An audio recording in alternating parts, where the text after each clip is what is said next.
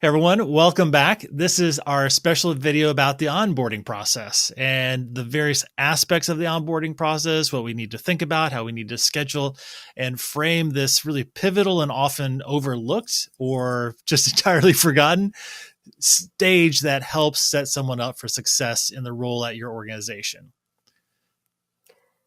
Just before we jump in, Tim, wanted to kind of highlight that we sort of think about onboarding as the beginning of a new process. And maybe we stop thinking about it as like the end of the search process, right? And so this opportunity to sort of bridge the end of that process, which typically we think like we've got an offer, the offer's been accepted, that process is now closed. But in thinking about sort of how to take the relationship that was developed with that candidate all the way through that process and extend it so that it looks and feels the same in terms of welcoming and effort and energy and creating that space and those relationships. Really thinking about how to sort of bridge the end of that offer and search process and into sort of their first moments, early moments in the organization. So from the moment they become members of the team, we're thinking of all of these things and making sure that welcome and that sense of energy kind of carries forward. We typically think that this like a roughly 90-day window for someone to still be quote unquote new at an organization. It's like after the 90 days, like sort of has started to settle in, things that maybe they could perceive as new or different, or just become the way people do things. You're used to having this person around, you've seen them for 3 months, and there's a really helpful thing that can happen if you set up an onboarding process with this 90 days in mind, because you have someone with, if they're new from outside the organization, who has this fresh perspective on everything that you do at the organization. So how do you sort of get this data reflected back to you, both about the hiring process? This person is the most recent person to complete your hiring process. So what might be useful to learn about how they moved through that hiring process, what they found confusing, what they really enjoyed, what was fun, what they would suggest changing. And then as they come into the organization, they're going to go through sort of this onboarding core curriculum, the getting set up with technology, into learning about the programs and the offerings of your organization and meeting people. And so figuring out how you can sort of capture these different and helpful aspects that once you've been in an organization for 90 days, it just sort of starts to fade. Maybe you have a really like challenging onboarding process, so you're going to remember for a long time, or like maybe it took forever to get your password for your email, but more often than not, it just becomes background noise. And so thinking about the stages of the onboarding process and having this new person with new data that you can use to then iterate other processes is a really important aspect to build in, to think about as a part of this phase.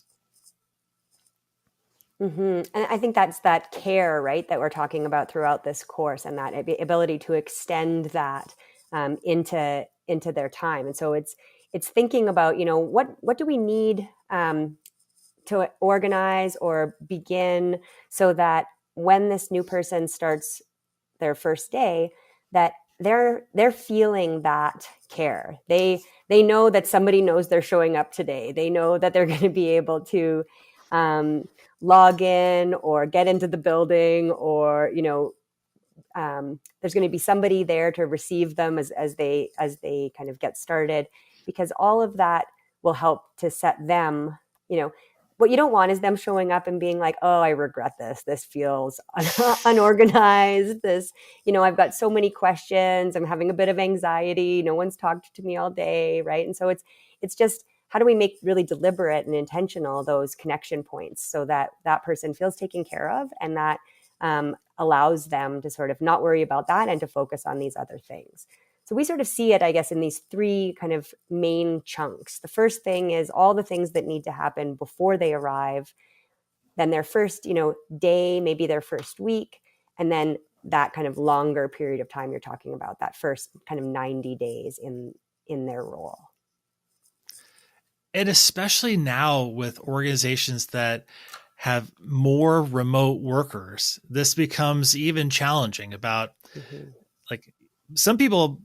I mean, there have been articles where like people never even showed up in the office or met their coworkers in 3D because they worked at some place 18 months during the course of the sort of 2 years of the pandemic, and then they moved on. And so like they never met anyone. So like with this in mind, how do you actually set it up? So as you said, like usually it'd be like you'd have someone there to say, good morning, here's your desk, let me show you around the office. But like, what does that look like when it's virtual? Like, Mm-hmm. do they know how to log on? Do they know like all of these things in advance of the morning so people aren't wondering like, is something going to happen this morning? So, getting, if it's a Monday morning, getting the email on Friday, just to let you know, here's your stuff, blah, blah, blah. It'll be turned on.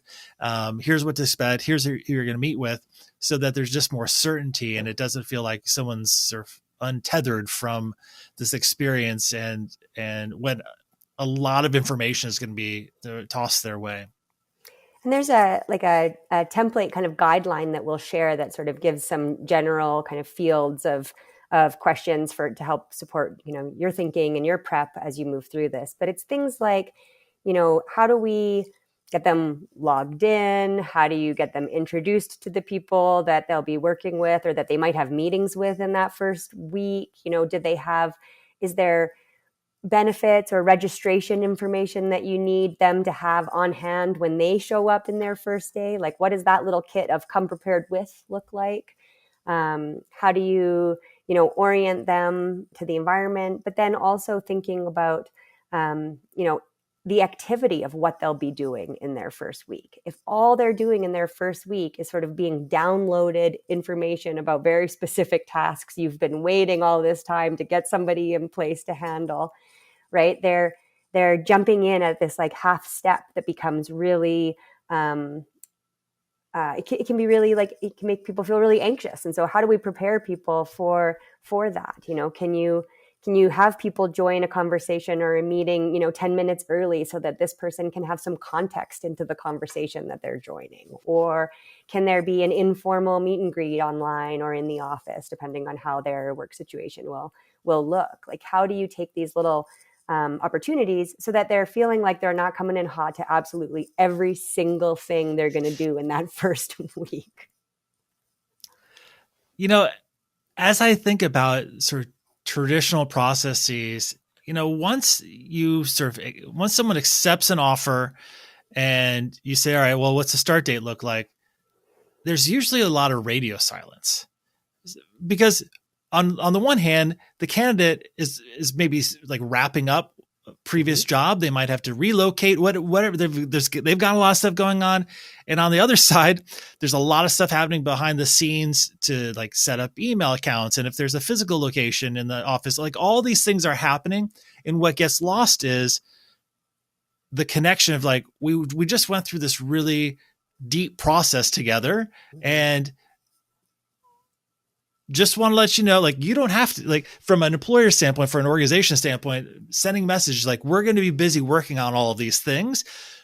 You don't feel like you have to be like to email us, but just if you do need us, if there are any questions between now and your first day, or we'll be sending you something out the week before you start, because sometimes maybe it's a month, maybe it's 2 months before someone starts. So just letting them know what the milestones are, so it doesn't leave someone guessing like, what do people wear at the office? And like all these questions that might keep they might not feel comfortable asking, right? They're coming in, they don't know the sort of the lay of the land. There's still power dynamics at play here. And so they might not feel comfortable.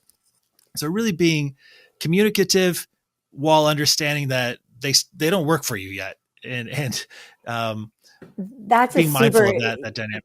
Yeah, that's a super important point here, Tim, is that they've got all this other stuff that they're wrapping up or prepping and things. And so one of those ways to just kind of extend that relationship is actually to say, like, what does announcing your appointment in this position actually look like to you?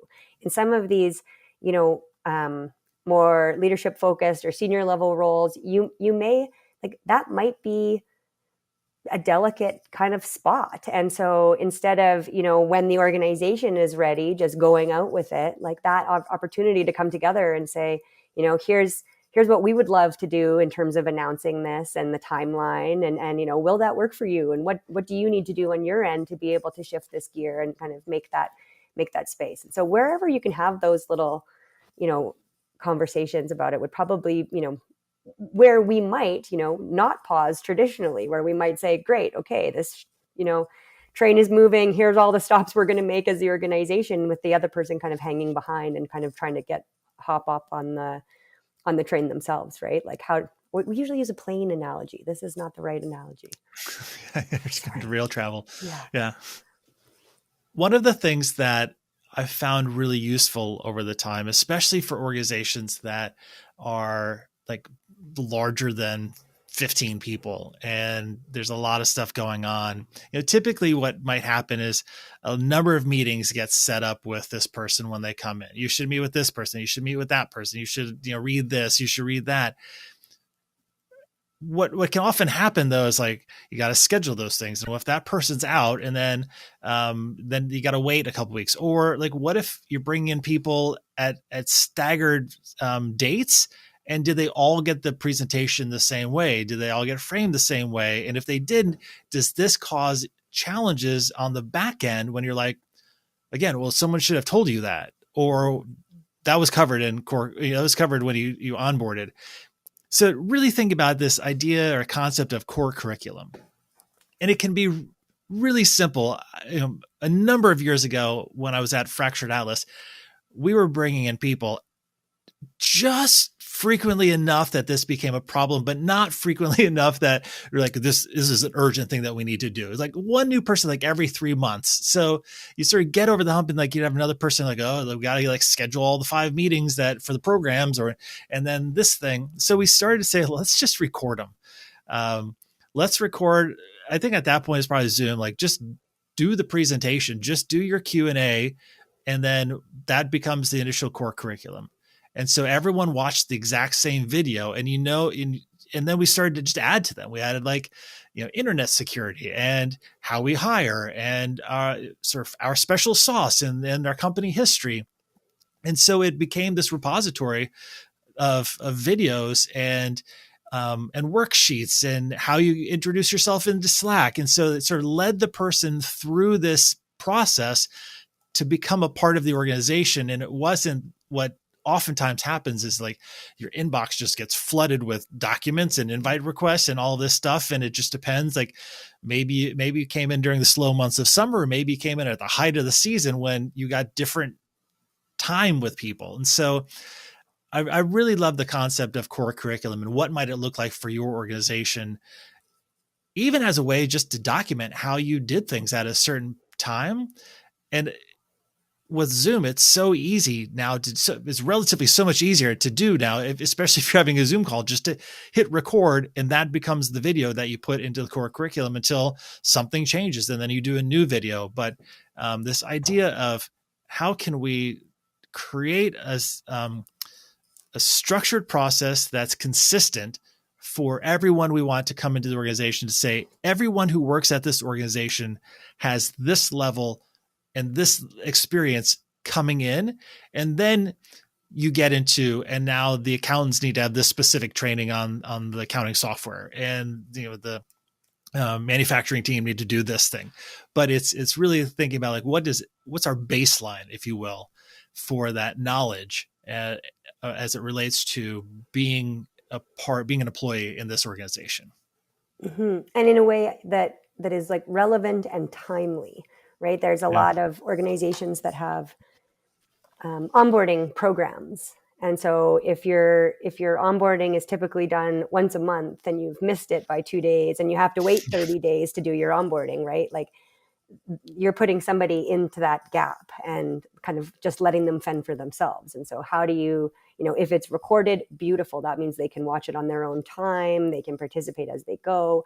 Or really, really saying, we've set up this system, but given who we've got coming into the organization and at what frequency right now, do we have to speed that up, or do we have to make those more frequent, or, can we continue to do them on this kind of a schedule and still make sense? And so how do you kind of make sure that they're getting the grounding that they need in the right kind of a time frame, which I think is why we talk about it as like the first week and then maybe that first month, right? And so you can sort of figure out what's really essential in that kind of near future and then longer out as you go.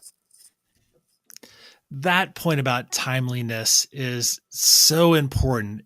And it's one of those things, especially right now where, and I've had conversations with organizations recently who are like, we have this anti-racism training, and it's like, as soon as you do that, someone's going to start the very next day. And then like, what are sort of those things that you can, capture in video or core curriculum or notes or whatever it might be, because the next training that you might have or the next workshop might be a year from now.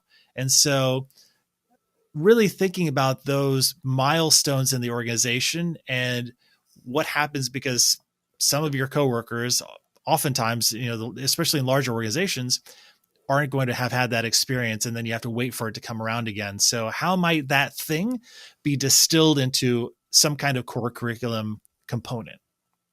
Yeah, you're making me think, Tim, about, two other characteristics of white supremacy culture that pop into this process. And that's this like worship of the written word and this idea that we need to have perfection. And so the more that you're kind of, documenting is awesome. And we want to document because it allows us to like not have to, reinvent the wheel every single time.